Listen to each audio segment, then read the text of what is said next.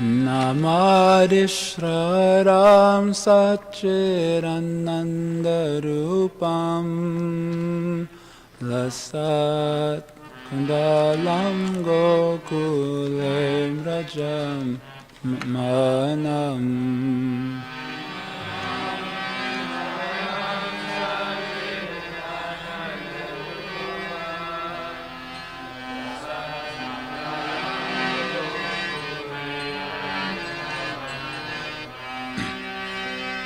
Jasorameya Lukalandavamanam Paramrishnam Antyam Tato Drutya Gopya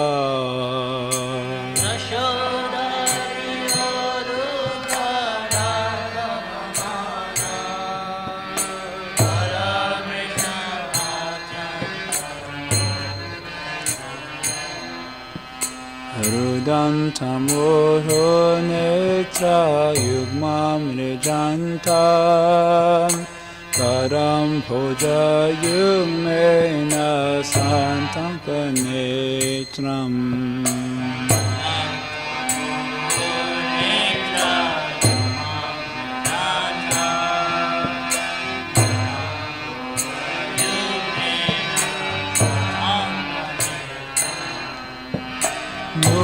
Swasakam pachire kanka kanta Sita graiva damodaram bhakti madham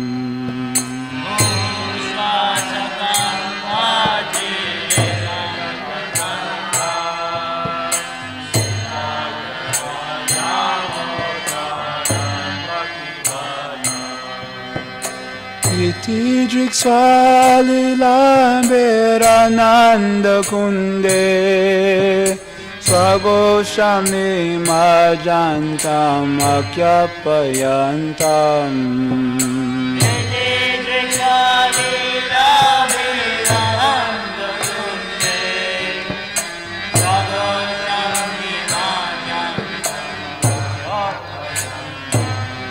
Tadiyeshitageshu bhaktarjitatam Puna prematastam shatavriti vande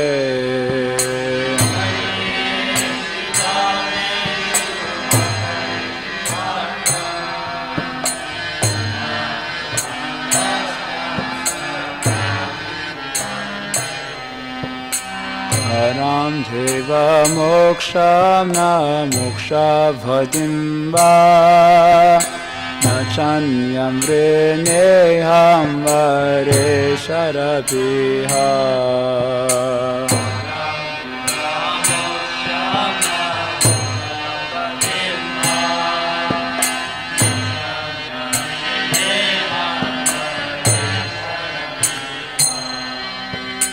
Idam te vapunatam gobalam balam Sadame manasyam virastam kemanyai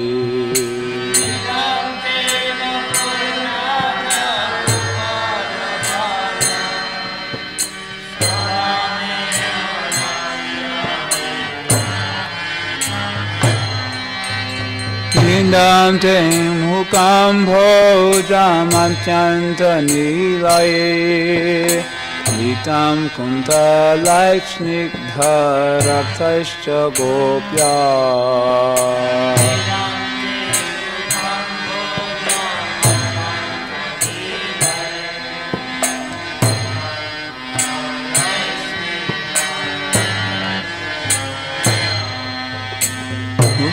Chunditam bimbarakta darame Manasya virastam alam lakshalabai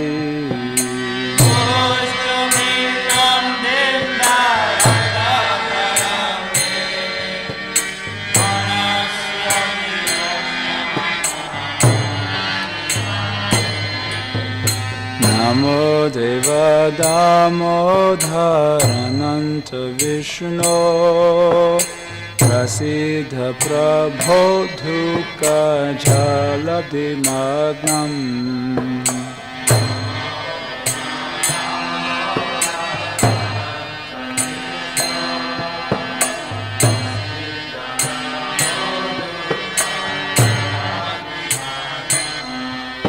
Kripadristi Vristati Dinambatanu Prihanisha Mama Jnana Bhyaksha Drisya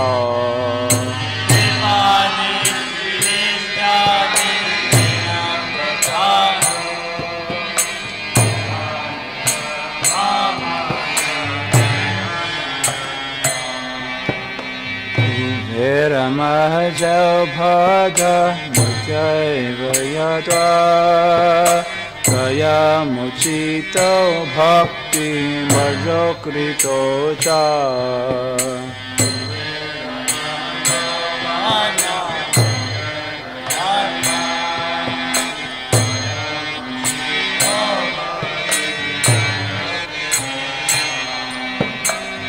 Tatha prema bhaktim swakame prayacha Namokshe graho mesti namodareha Tatha prema bhaktim swakame prayacha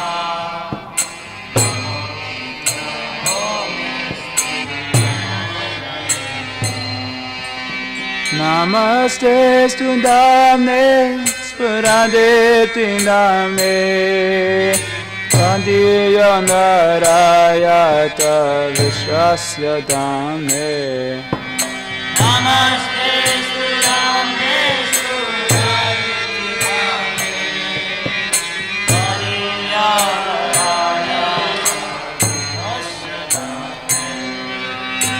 Namo Radhikayai Taidiyai Priyayai Namo Nantalilaya Devaya Dubhyam Namo Radhikayai Taidiyai Priyayai Namo Nantalilaya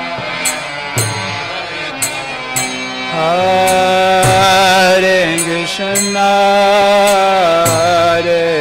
Krishna, Krishna, Krishna, Hare Hare, Hare Rama, Hare Rama, Rama Rama, Hare Hare.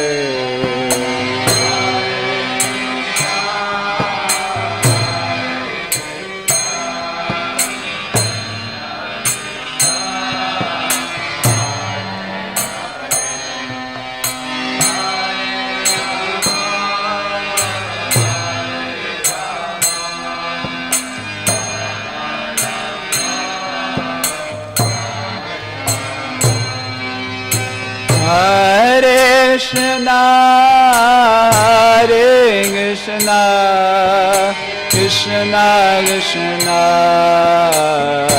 Hare Hare, Hare Rama, Hare Rama, Rama Rama, Hare Hare.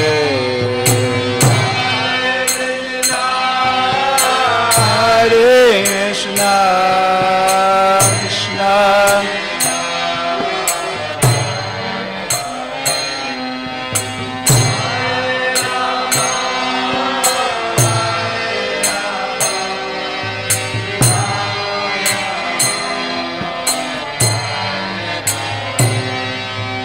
Hare Krishna, Hare Krishna, Krishna Krishna, Hare Hare, Hare Rama, Hare Rama, Rama Rama, Hare Hare.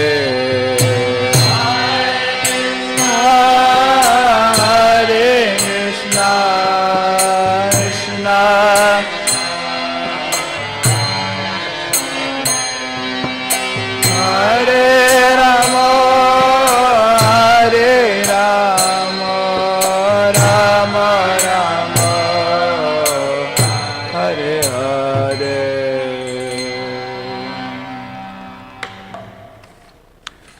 Supreme Controller who possesses an eternal form of blissful knowledge, whose glistening earrings swing to and fro, who manifested himself in Gokula, who stole the butter that the gopis kept hanging from the rafters of their storerooms, and who then quickly jumped up and ran in retreat in fear of Mother Jasoda but was ultimately caught.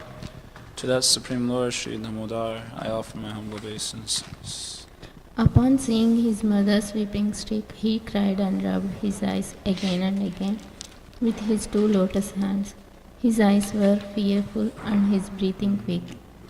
Only as Mother Yashoda bound his belly with ropes, he shivered in fright, and his pearl necklace shook.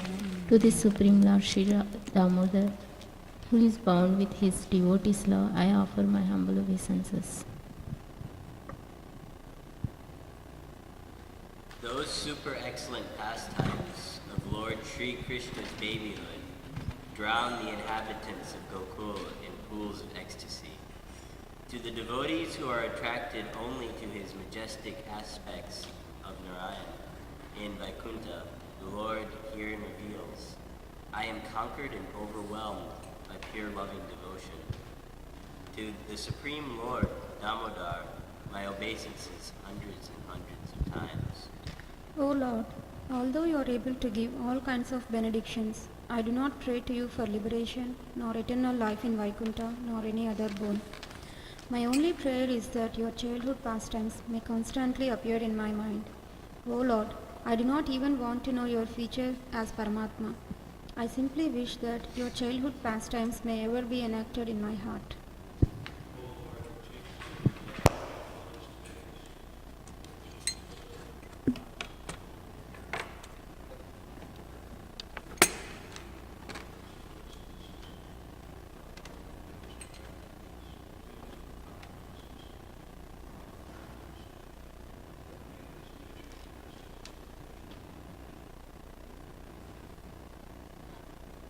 Unlimited Vishnu, O Master, O Lord, be pleased upon me.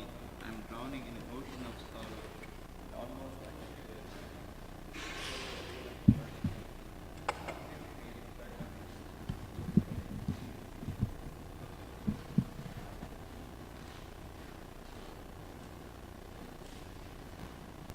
O Lord Damodara, in your form as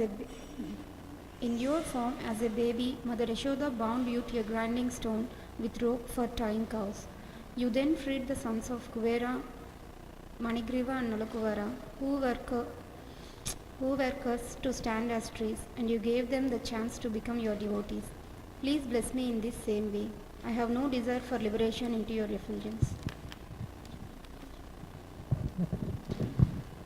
O Lord, the entire universe was created by Lord Brahma, who was born from your abdomen, which was bound with rope by Mother Yashoda.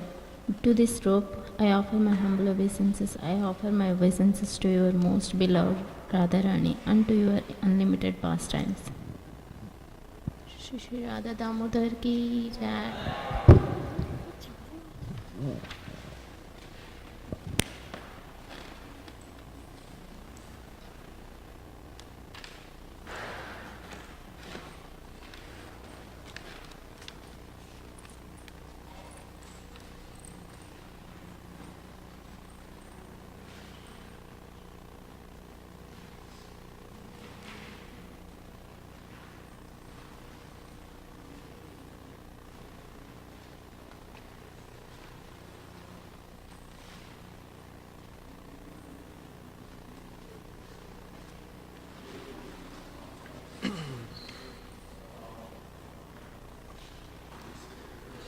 I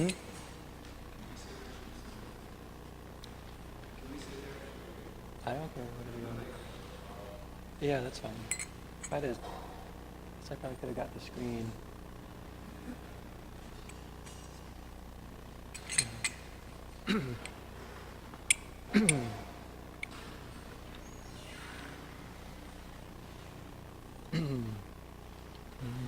Jaya Radha Madhava Kunja Bihari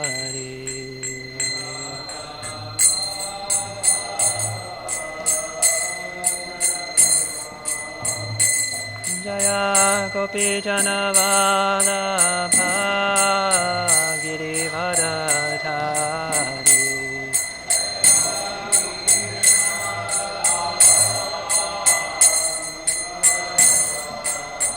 Yashodanandana Brajajanaranjana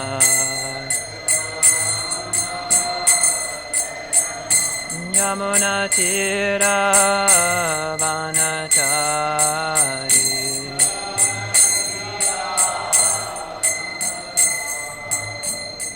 Jaya Radha Madhava Kunja Bihari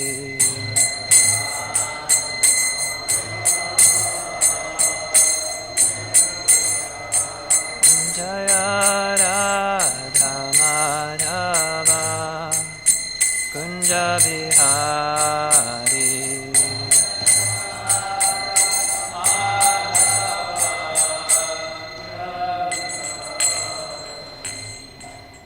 Jai Om Vishnupada Paramahamsa Parivartikacharya Stotara Sata Shri Srimad His Divine Grace A.C. Bhaktivedanta Swami Srila Prabhupada Ki Samaveda Bhakta Vrinda Ki Tagore Premanandi. All glories to the Assembled Devotees. All glories to Shri Shri Guru and Gauranga.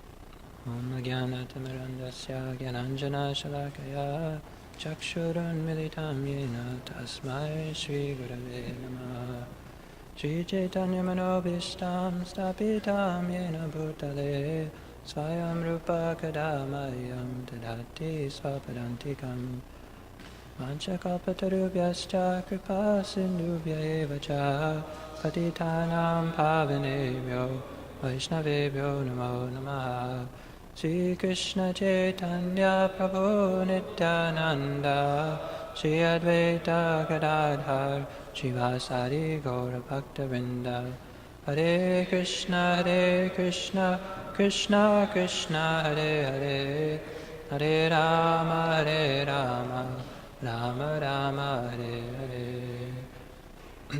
Om Namo Bhagavate Vasudevaya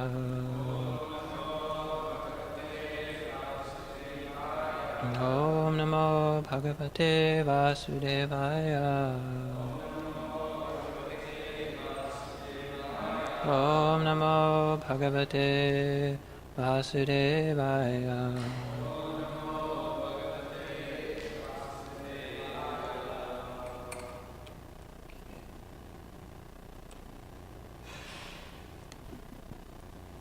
This is kind of weird.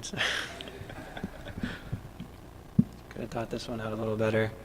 I'll just. This is okay. Okay, we're reading from Srimad Bhagavatam, 5th canto, chapter 16, text 5. And we're probably going to do a bunch of verses today. As many as we can get through, potentially completing the chapter.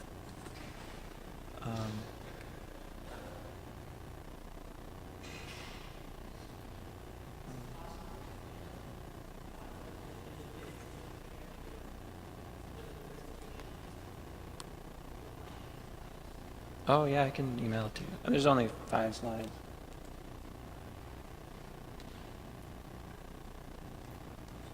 Yeah, I can email it. Oh, right now.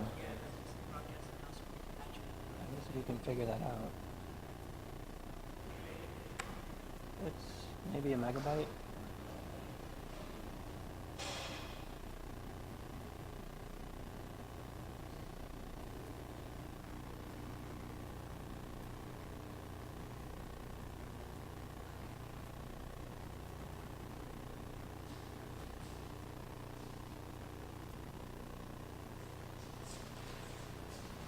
I'm not getting internet now, so we might have to not do that.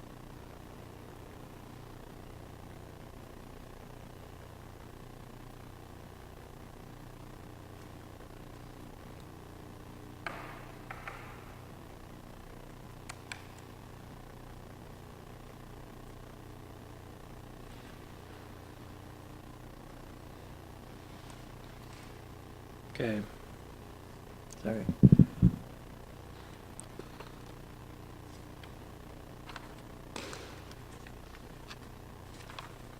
Okay, so today we're beginning the impossible task of trying to describe the universe and what it looks like, its dimensions, how it's structured. It begins now, and we're trying to do something which is impossible. Nevertheless, Shukadeva Goswami gives us something that we can present. Otherwise, we wouldn't even have a hope of trying to present anything about the universe. So Maharaj Parikshit, he's got 7 days before he dies, and I guess now we're in the 5th canto, so maybe on the 3rd day before, maybe he's got 4 days left to live, and he's asking this question to Shukadeva Goswami about, could you please describe Bhumandala in detail? Because by meditating on the external feature of the Supreme Personality of Godhead, one's mind can come to the platform of pure goodness, and in such a transcendental state one can understand the Supreme Personality of Godhead. So this is our attempt. We're trying to meditate on the external feature of Krishna. Okay, so we're starting with text 5. We'll just skip the Sanskrit and we'll just go kind of verse by verse, and we'll point out how the verses translate into these pictures, so we can kind of follow along. Translation: the planetary system known as Bhumandala resembles a lotus flower, and its 7 islands resemble the whorl of that flower. The length and breadth of the island known as Jambudvip, which is situated in the middle of the whorl, are 1 million yojanas, 8 million miles. Jambudvip is round like the leaf of a lotus flower. Okay, so it's described here that the universe is shaped like a leaf of a lotus flower, pictured there on the top left. It's the round leaf, so it's kind of like a disc thing. And somewhere else it's described that the universe is kind of like an egg or a sphere. So that's the picture in the middle there. It's a big sphere. The portion known above the disc or around the disc is known as the Brahmanda, and then the actual disc itself, that's the Bhumandala. That's the whitish gray yellow thing in the middle. And then the picture on the bottom right, that is Bhumandala at different angles. We saw in the video last week. So we're just going to kind of go through it a little more slowly and systematically, see if we can try to understand it. In the middle of that disc, there's an island, which is the inner circle there on the very bottom right with the cylinder coming out from the top. And that island in the middle there is called Jambudvip. Jambudvip. So that's what the title of this chapter is called, the description of Jambudvip. Oh, yes. Oh, yeah. So this island here, kind of circle your circular feature, that is Jambudvip. This is Brahmanda, right there. And then this is Brahmanda at different angles and different scales. Oops.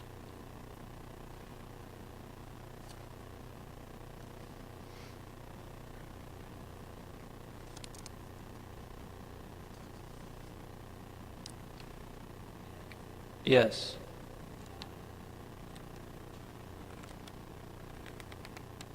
So we'll get there. Jambudvip is not exactly, well, there's different ways to define the earth. Sometimes the earth is defined as Bhumandala, which is that entire plane. The plane is 500 million yojanas wide. So yojana is 8 miles, so 500 million times 8. That's how wide, how long the universe. That's the diameter of the entire universe. The Brahmanda, the Bhumandala is actually a little shorter than that. It doesn't quite go all the way to the edges of the universe, but it's almost there, maybe 497 million yojanas. So that's Bhumandala, and sometimes the earth is described as that. So like in the pastime of Lord Varaha, we hear how Lord Varaha picked up the earth when it was inundated by water, after Lord Brahma woke up, and okay, we got to start another day here. Lord Varaha lifted up the universe, and he didn't just lift up the globe, Earth, planet as we know it today, but he actually lifted up Bhumandala. And the reason he was able to do that was because if Bhumandala were like the same length as the diameter of the universe, it wouldn't have anywhere to fall to. It's described that the Earth planet actually fell, and it kind of got submerged in the waters of devastation at the end of the day of Lord Brahma. And then the next day, Lord Varaha appeared, and he actually lifted up that Bhumandala plane up back to its position. So that's one way to describe the earth. Then there's the earth as just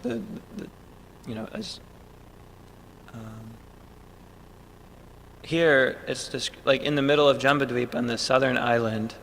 So that circle there in the middle, that's Jambudvip. It's the same circle here, but just zoomed in a little bit.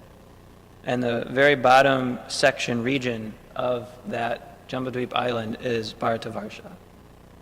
And sometimes that region is described that is like the Earth globe. Is situated in that region on the bottom there. Also, sometimes that's also referred to as India, specifically South Central Asia. So there's different ways of looking at it, and there's different descriptions. So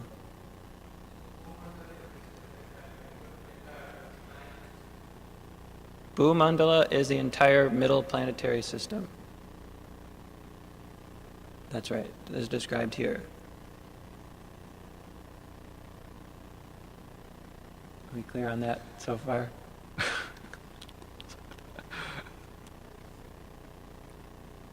Okay. And then, so it says here that there's 7 islands resembling the whorl of that flower. So there's 7.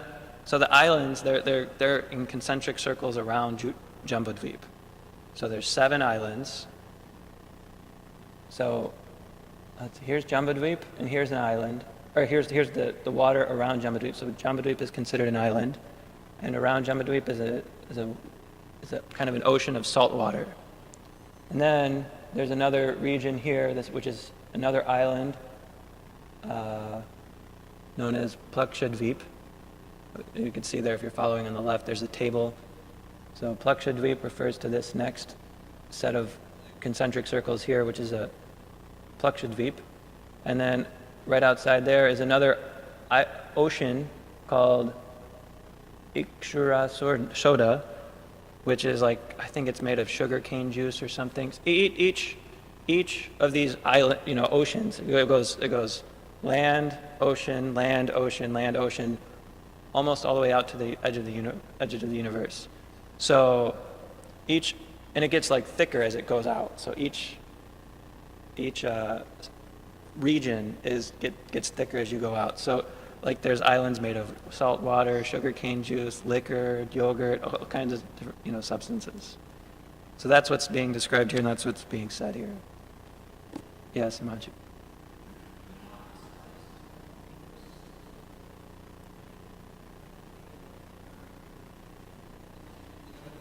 Yeah.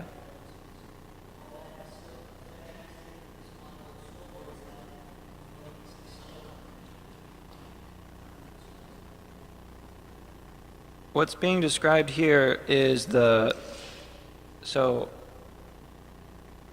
it goes out to, the last ocean is called Svadudaka, and that's, I think, this ocean right here. Then there's this ring of mountains around that called Lokaloka Mountains. And loka means inhabited. So basically everything within Loka Mountains, that's the inhabited region of the universe. And then there's a region outside of Loka Mountains known as Aloka Varsha, which is the uninhabited region of the universe, and that extends out pretty far. Maybe I'm not sure if it's to the edge of the universe or to the end of Bhumandala.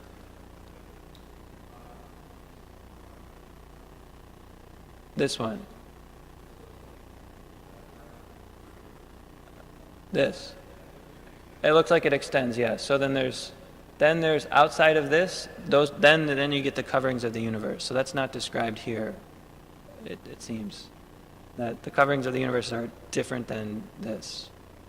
So what I'm describing ends here, and then I think the covering of the universe is after that. Sounds right. Okay. Any questions on this? We'll move on to the next verse. Text 6. In Jambudvip there are 9 divisions of land, each with the length of 9,000 yojanas, or 72,000 miles. There are 8 mountains that mark the boundaries of these divisions and separate them nicely. Purport. Srila Vishwanath Chakravarti Thakur gives the following quotation from the Vayu Purana, wherein the locations of the various mountains, beginning with the Himalayas, are described. Okay, we'll not read that long Sanskrit. Prabhupada doesn't translate it, so we don't know exactly what's being said there. But I'm assuming it's some details about how the mountains are arranged in Jambudvip. And later on in the chapter, we'll get more details about where the mountains are positioned and how they're structured. So,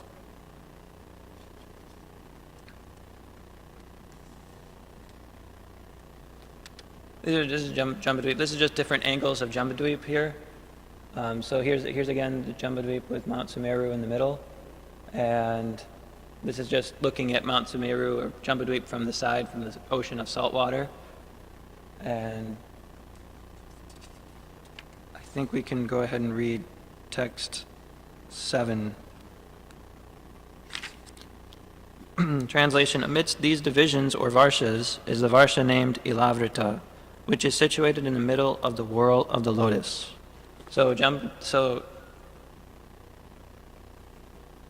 Okay. So Ilavrita is the region right next to Mount Sumeru. It's inside these 4 mountain ranges. These black lines with a little spiky, they're mountains in the diagram. And this gold circle here is Mount Sumeru, that big long cylinder. And then the land region right around Mount Sumeru, that's called Ilavrita Varsha.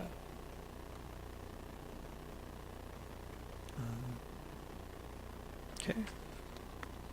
Within Ilavrita Varsha is Sumeru Mountain, which is this gold circle there. And it's a big, huge thing. It's like the axle of the entire universe. That's what. Okay. Sumeru Mountain is like a pericarp of the lotus-like Bhumandala planetary system.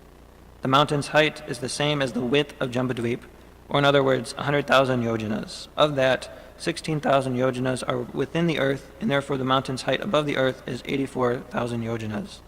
The mountain's width is 32,000 yojanas at its summit and 16,000 yojanas at its base. Okay, so that's probably best pictured here.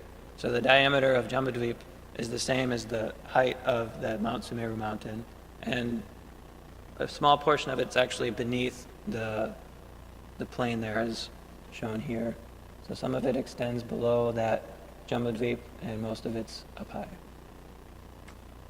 And it gives its dimensions as having a larger diameter at the top than at the bottom, so it's kind of like a upside down cone. What's that? It floats pretty nicely, yeah. So not talked about here is holding up the Sumeru mountain is Ananta Shesha, and then stabilizing it, because it's, I would imagine it'd be very hard to balance. There's 4 large elephants that kind of keep it upright. So that's not pictured here. That might come later. But okay. Where is it?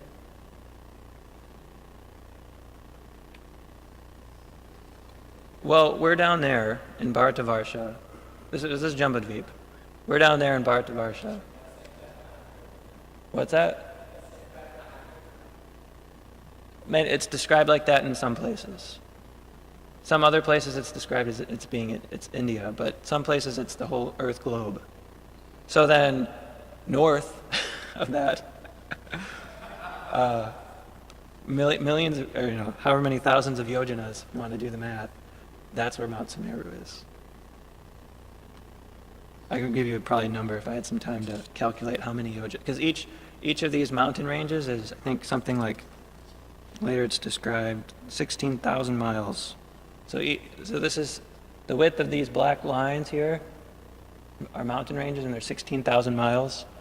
So you can kind of calculate how far away we are from Mount Sumeru if you really want to.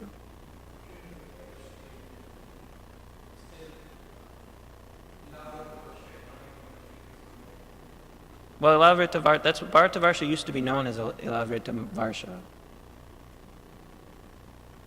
Yeah, before Bharat Maharaj was on this planet, it was known as Ilavrita. But this region here, right next to Mount Sumeru, is also known as Ilavrita. So.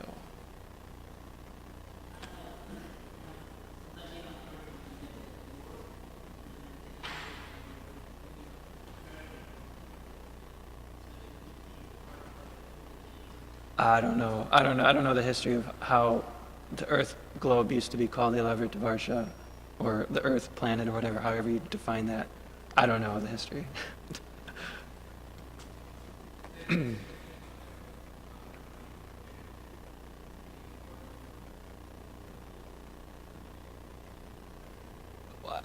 I think that's what we saw in the. Were you here for the video Mysteries of the Sacred Universe? No, Ilavrita is the area right around Mount Sumeru.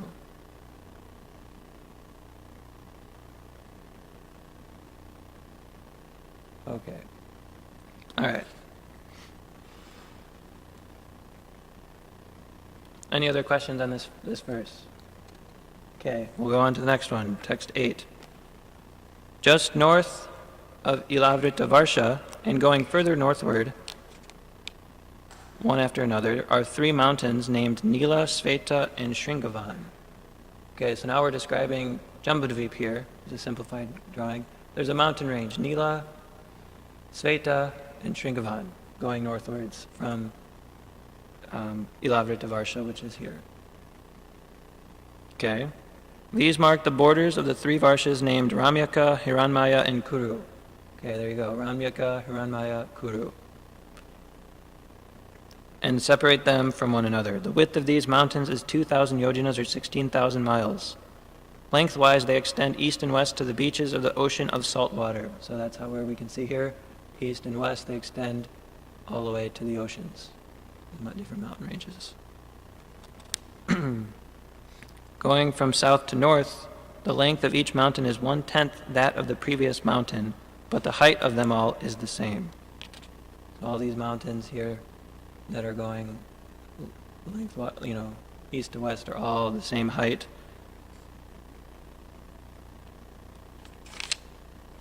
Okay. So purport. In this regard, Madhvacharya quotes the following verses from the Brahmanda Purana. Yata Bhagavate tuktam bhovanam kosha lakshanam tasya virodhata yojam anya grantantare stitam.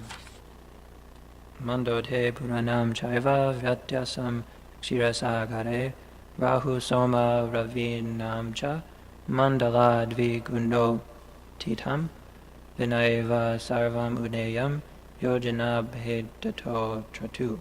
It appears from these verses that aside from the sun and moon, there is an invisible planet called Rahu. The movements of Rahu cause both solar and lunar eclipses. We suggest that modern expeditions attempting to reach the moon are mistakenly going to Rahu.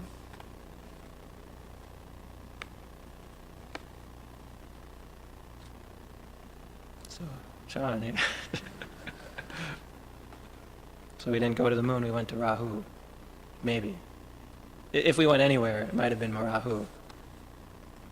That's that dark planet that covers the sun and the moon when we see the eclipses, solar and lunar eclipses. That's called Rahu.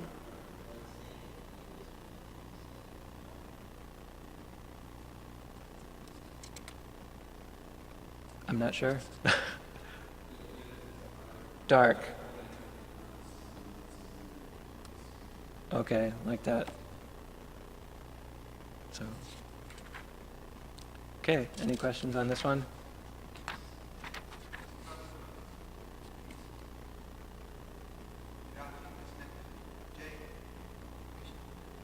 Like a prison.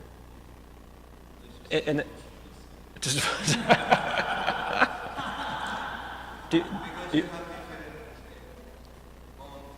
right. If you're in Bharata Varsha, you're not going to get to Kimpurusha Varsha, very easily, because you got this huge mountainous range that's preventing you from going anywhere. So generally people just stayed in their little regions of the universe that they're in. And they're happy there. They're not, well, sometimes they're happy, sometimes they're not. But they can't really do anything about it because of these huge mountain ranges. And they're very, very tall. Okay, anything else on this?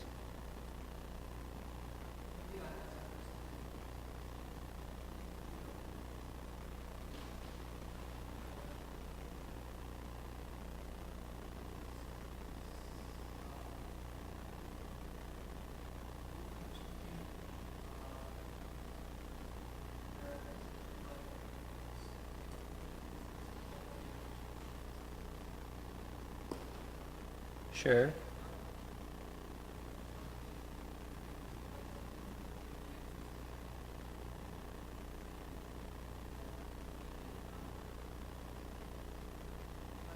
You mean like the different regions of the universe?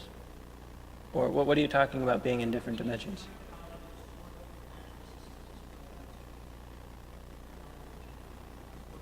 Well, there's 4 different models of how to describe the universe, which are being like put together in like one composition. So what are you?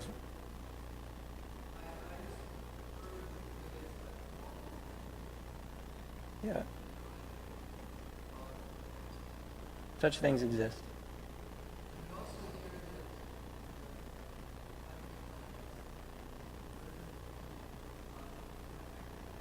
Kind of gross bodies? That might be true. I don't know. It's described later that their bodies don't get old, diseased. They don't smell bad. They look beautiful. I don't know. I don't know if there's a description about it being only subtle. I know Lord Brahma's body is a completely pure intelligence. So maybe there's something like that. But in Brahma's case, I know that's true. His body's composed of intelligence only.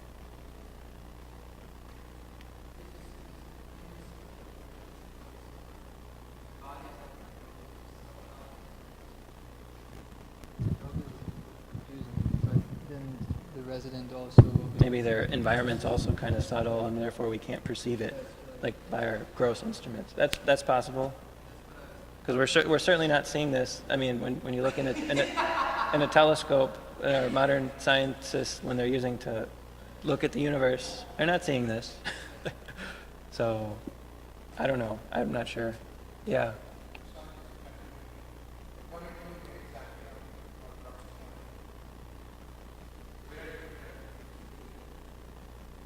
We're here, down here somewhere. Got it? Okay.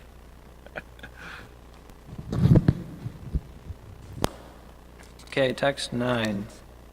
Similarly, south of Ilavrita and extending from east to west are 3 great mountains, named from north to south, Nishadha, Himakuta, and Himalaya. Each of them is 10,000 yojanas, 80,000 miles high. So these are how high these mountains are, 80,000 miles. They mark the boundaries of the 3 varshas named Hari Varsha, Kimpurusha Varsha, and Bharata Varsha. There you go. So same thing, but on the south, Nishada, Hemakuta, Himalaya, Harivarsha, Kimpurusha-varsha, and Bharatavarsha. Where are we? But it depends.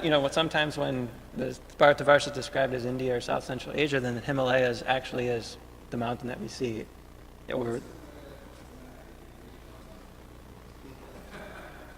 So this Himalaya is probably, seemingly different.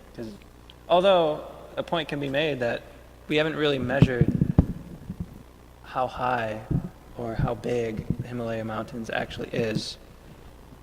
I think Prabhupada might make a point later on that, might even make a point in the next paragraph. Yeah, so in the next, we'll read the next verse. In the same way, west and east of Ilavartavarsha are two great mountains named Malayavan and Kantamadana, respectively. These two mountains, which are 2,000 yojanas high, 16,000 miles only, not very big, extend as far as Nila Mountain in the north and Nishadha in the south. They indicate the borders of Ilavrata-varsha and also the varshas known as Ketumala and Bhadrashva. So Ketumala is here, Malayavan, Ilavrata-varsha in the middle. This mountain range here going north-south is Gandhamadana and Bhadrashva. Purport. There are so many mountains even on this planet Earth. We do not think that the measurements of all of them have actually been calculated. While passing over the mountainous region from Mexico to Caracas, we actually saw so many mountains that we doubt whether their height, length, and breadth have been properly measured. Therefore, as indicated in Srimad Bhagavatam by Shukadeva Goswami, we should not try to comprehend the greater mountainous areas of the universe merely by our calculations. Shukadeva Goswami has already stated that such calculations would be very difficult even if one had a duration of life like that of Brahma. We should simply be satisfied with the statements of authorities like Shukadeva Goswami and appreciate how the entire cosmic manifestation has been made possible by the external energy of the Supreme Personality of Godhead. The measurements given herein, such as 10,000 yojanas or 100,000 yojanas, should be considered correct because they have been given by Shukadeva Goswami. Our experimental knowledge can neither verify nor disprove the statements of Srimad Bhagavatam. We should simply hear these statements from the authorities. If we can appreciate the extensive energy of the Supreme Personality of Godhead, that will benefit us. So that's the answer to your question.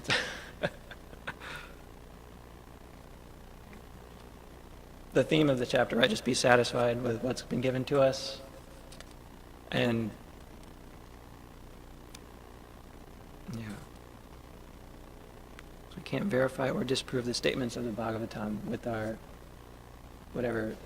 instruments used to measure things. So we just have to, right, so we can't prove or disprove. So it's very difficult to compare what modern scientists' view of the universe is and what the Srimad Bhagavatam's view of the universe is. Because you can't compare them so easily. Okay, so text 11.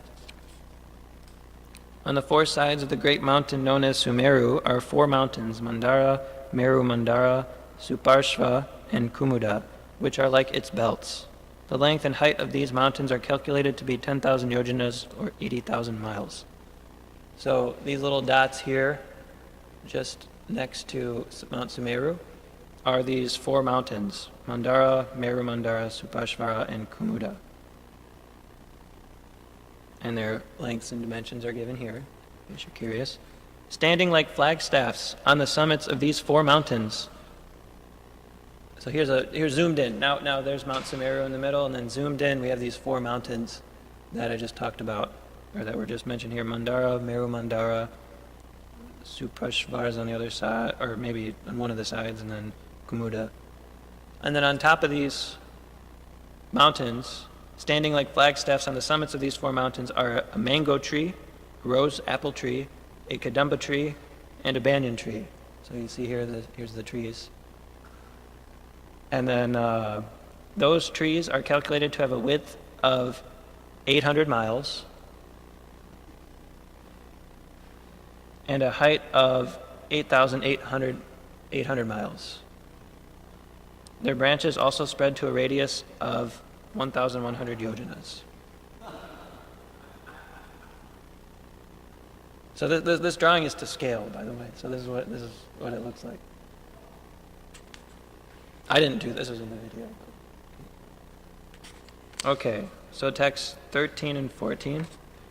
O Maharaj Parikshit, best of the Bharata dynasty, between these 4 mountains are 4 huge lakes. Oops. So we see lakes in this picture. And the water of the first tastes like milk, the water of the second like honey, and that of the third like sugarcane juice. The 4th lake is filled with pure water. The celestial beings such as the Siddhas, Charanas, and Gandharvas, who are also known as demigods, enjoy the facilities of those 4 lakes. Consequently, they have the natural perfections of mystic yoga, such as the power to become smaller than the smallest or greater than the greatest. There are also 4 celestial gardens named Nandana, Chaitraratha, Vibrajaka, and Sarvatopadra. This is where the demigods are. A lot of the demigods are residing in this Ilavrita Varsha. Text 15. The best of the demigods, along with their wives, who are like ornaments of heavenly beauty, meet together and enjoy within those gardens, while their glories are sung by lesser demigods known as Gandharvas. So that's what's going on in this region. Yeah, very, very high quality sense gratification. Text 16. On the lower slopes of Mandara mountain is a mango tree named Devachuta. It is 1,100 yojanas high. Mangoes as big as mountain peaks and as sweet as nectar fall from the top of this tree for the enjoyment of the denizens of heaven. Purport: in the Vayu Purana, there is also a reference to this tree by great learned sages. It's quoted. Okay, text 17.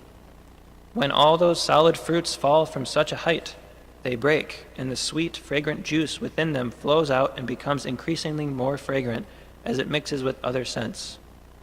That juice cascades from the mountain in waterfalls and becomes a river called Arunodha, which flows pleasantly through the eastern side of Ilavrita.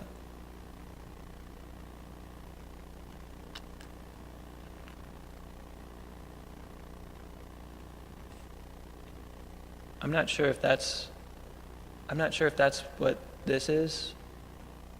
The eastern side, saying that the juice from the mangoes, they break, and I don't know if that's what this is or not. I'm not sure, but it's saying here that there's a river called Arunodha, which flows out of Ilavrita Varsha through the eastern side of Ilavrita. I don't know. Okay. Text 18. The pious wives of the yakshas act as personal maidservants to assist Bhavani, the wife of Lord Shiva. Because they drink the water of the river Arunodha, their bodies become fragrant, and as the air carries away that fragrance, it perfumes the entire atmosphere for 80 miles around.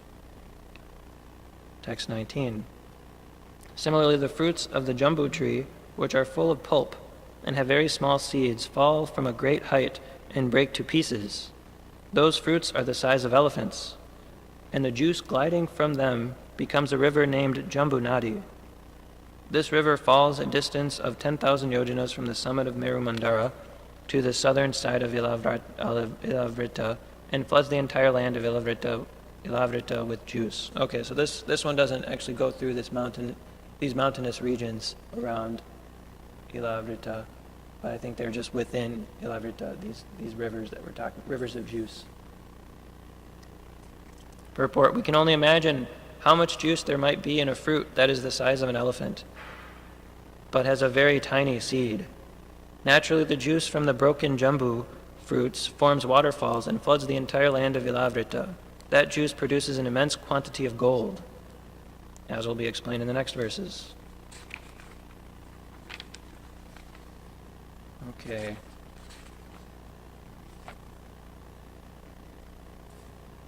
I don't know, the next verse has a really long purport. So maybe we could just...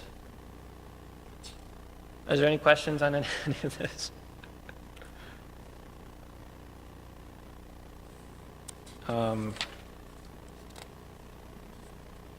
There's 29 verses.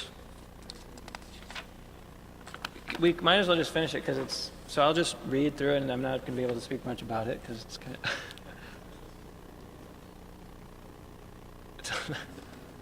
Okay, all right, we'll go ahead and finish the chapter. So we'll do text 20 and 21. Translations: the mud on both banks of the river Jambu Nadi, being moistened by the flowing juice, and then dried by the air and the sunshine, produces huge quantities of gold called Jambu Nada. The denizens of heaven use this gold for various kinds of ornaments. Therefore, all the inhabitants of the heavenly planets and their youthful wives are fully decorated with golden helmets, bangles, and belts, and thus they enjoy life. Purport: by the arrangement of the Supreme Personality of Godhead, the rivers on some planets produce gold on their banks. The poor inhabitants of this earth, because of their incomplete knowledge, are captivated by a so-called Bhagavan who can produce a small quantity of gold. However, it is understood that in a higher planetary system in this material world, the mud on the banks of the Jambu Nadi mixes with jambu juice, reacts with the sunshine in the air, and automatically produces huge quantities of gold.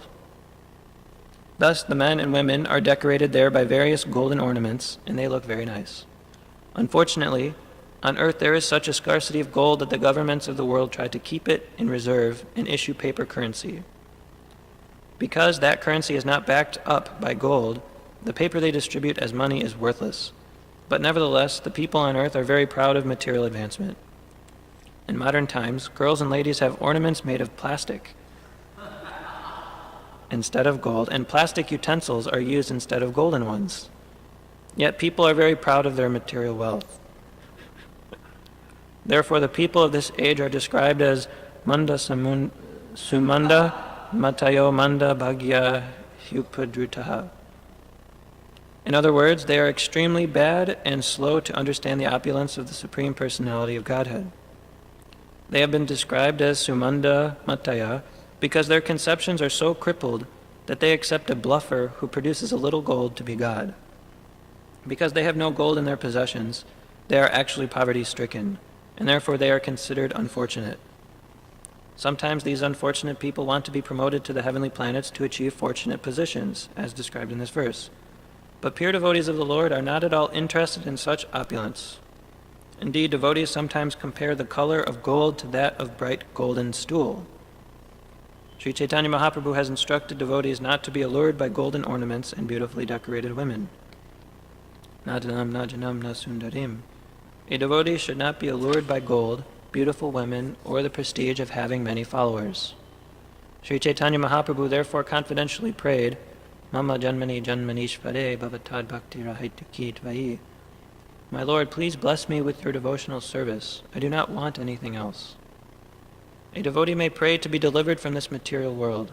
That is his only aspiration. Nayinanda tanuja kinkaram patitam mam vishame bhavamudho kripaya tava pada pankaja stita duli sadrisham vinchintaya. The humble devotee who simply prays to the Lord, kindly pick me up from the material world, which is full of varieties of material opulence, and keep me under the shelter of your lotus feet. Srila Narottam Das Thakur prays, Haha Prabhu Nanda Sutta, Vrishabhanu Sutta Yuta, Karuna Karaha E Bharo, Narottam Dasakaya, Na Teliha Rangapaya, Toma Vina Keyache Amara.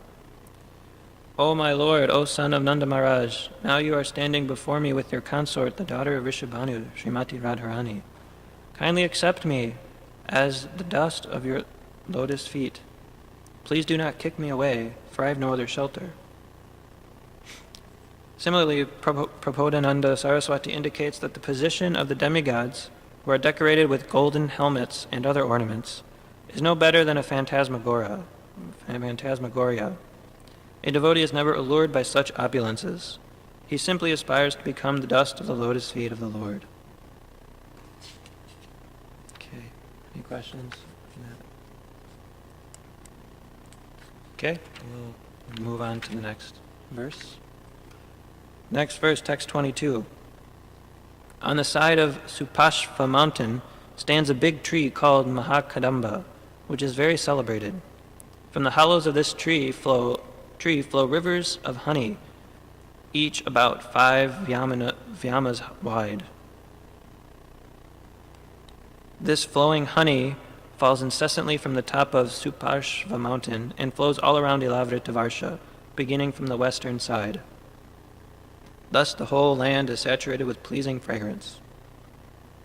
Purport: the distance between one hand and another, when one spreads both his arms, is called vyama. This comes to about 8 feet. Thus each of the rivers was about 40 feet wide, making a total of about 200 feet. That's like minuscule. These are like, compared to the size of the rivers we were talking about earlier, this is very, very tiny. I mean, yeah, but still, considering the size of the other rivers, this is like hardly anything. Anyway, text 23.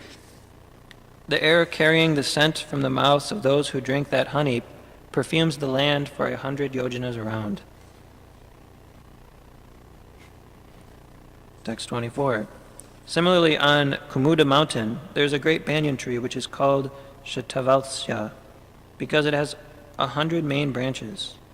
From those branches come many roots, from which many rivers are flowing. These rivers flow down from the top of the mountain to the northern side of Ilavrita for the benefit of those who live there. Because of these flowing rivers, all the people have ample supplies of milk, yogurt, honey, clarified butter, ghee, molasses, food grains, clothes, bedding, sitting places, and ornaments. All the objects they desire are sufficiently supplied for their prosperity, and therefore they are very happy.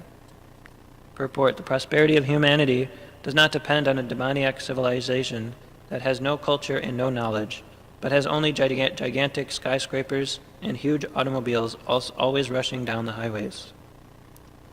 The products of nature are sufficient. When there is a profuse supply of milk, yogurt, honey, food grains, ghee, molasses, dhoti, saris, bedding, sitting places, and ornaments, the residents are actually opulent. When a profuse supply of water from the river inundates the land, all these things can be produced, and there will not be scarcity. This all depends, however, on the performance of sacrifice as described in the Vedic literature. Anad bhavanti bhutani, parjanyad anna sambhavaha, yagyad bhavati parjanyo, yagya karma samudbhava. All living bodies subsist on food grains, which are produced from rains. Rains are produced by performance of yagya, and yagya is born of prescribed duties. These are the prescriptions given in Bhagavad Gita 3:14. If people follow these principles in full Krishna consciousness, human society will be prosperous, and they will be happy both in this life and in the next. Okay. This? Where is Kumuda mountain?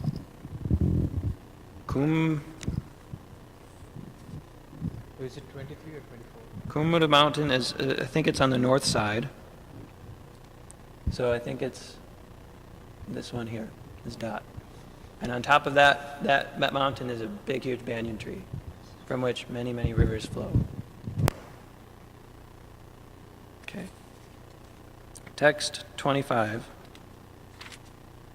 The residents of the material world who enjoy the products of these flowing rivers have no wrinkles on their bodies and no gray hair. They never feel fatigue, and perspiration does not give their bodies a bad odor. They are not afflicted by old age, disease, or untimely death.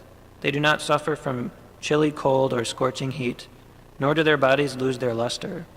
They all live very happily without anxieties until death. Purport: this verse hints at the perfection of human society even within this material world. The miserable conditions of this material world can be corrected by a sufficient supply of milk, yogurt, honey, ghee, molasses, food grains, ornaments, bedding, sitting places, and so on. This is human civilization. Ample food grains can be produced through agricultural enterprises, and profuse supplies of milk, yogurt, and ghee can be arranged through cow protection. Abundant honey can be obtained if the forests are protected. Unfortunately, in modern civilization, men are busy killing the cows that are the source of yogurt, milk, and ghee, They are cutting down all the trees that supply honey, and they're opening factories to manufacture nuts, bolts, automobiles, and wine, instead of engaging in agriculture. How can the people be happy? They must suffer from all the misery of materialism. Their bodies become wrinkled and gradually deteriorate until they become almost like dwarves, and a bad odor emanates from their bodies because of unclean perspiration resulting from eating all kinds of nasty things. This is not human civilization. If people actually want happiness in this life and want to prepare for the best in the next life, they must adopt a Vedic civilization.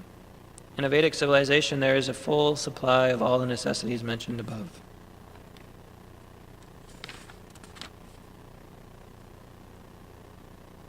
Okay, text 26. There are other mountains beautifully arranged around the foot of Mount Meru, like the filaments around the whorl of a lotus flower. Their names are Kuranga, Kurara, Kusumpa, Vaikanka, Trikuta, Shishira, Patanga, Ruchaka, Nishadha, Srinivas, Kapila, Shankha, Vaidurya, Jarudhi, Hanksa, Rishabha, Naga, Kalanjara, and Narada. So they're beautifully arranged around the foot of Mount Meru, like the filaments. It could be all these little mountains that we see. I'm thinking, because there's so many of them. These are these like little mountains around the foot of Mount Meru.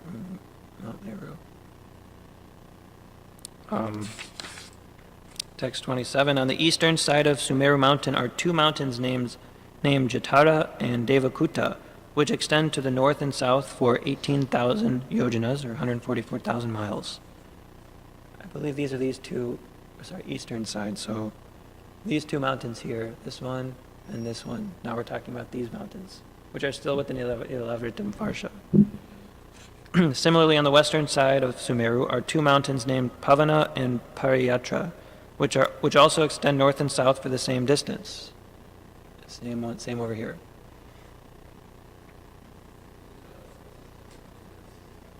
That's right.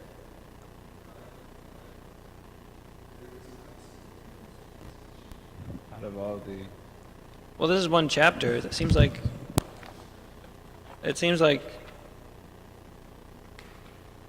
we're going to be learning a lot about the universe. This is where it starts. I don't know.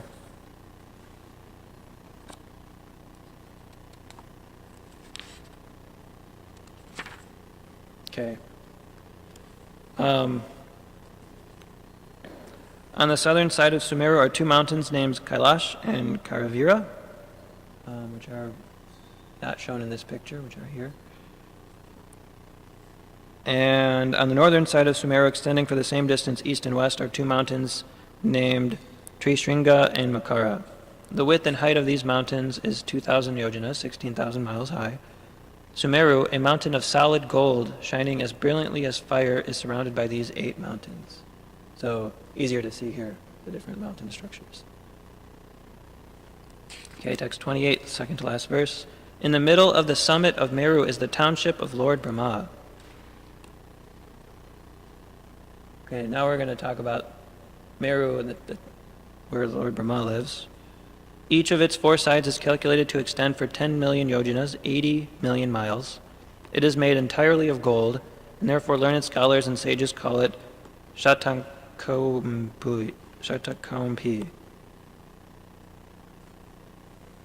So, this township here, that's where Lord Brahma lives. This is on the very top of Sumeru Mountain. So there's like a little city up here, a little big city up here, and in the middle of that city is this place called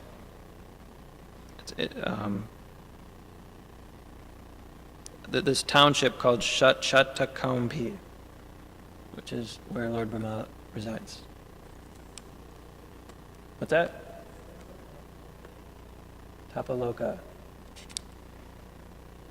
It's Brahmaloka, I think. I'm not sure. Might be Tapaloka. I don't know. Do you know? I can't remember. Loka.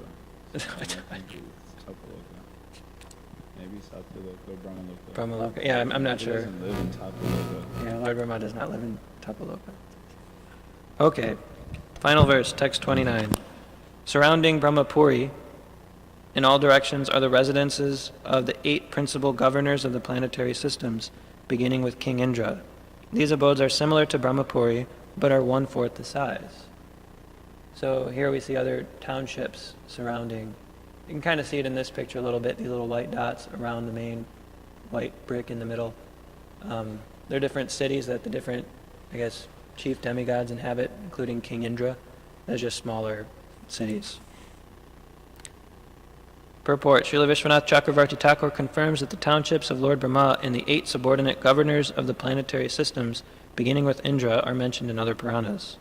Brahma's township is known as Manovati, and those of his assistants, such as Indra and Agni, are known as Amaravati, Tejovati, Samyamani, Krishnangana, Shradhavati, Gandhavati, Mahodaya, and Yashovati. Brahmapuri is situated in the middle, and the other 8 puris surround it in all directions. So that's a quote from the Puranas. Thus end the Bhaktivedanta purports of the 5th canto, 16th chapter of the Srimad Bhagavatam, entitled A Description of Jamadvip. Okay. We'll end here. Thank you very much. Srila Prabhupada Ki.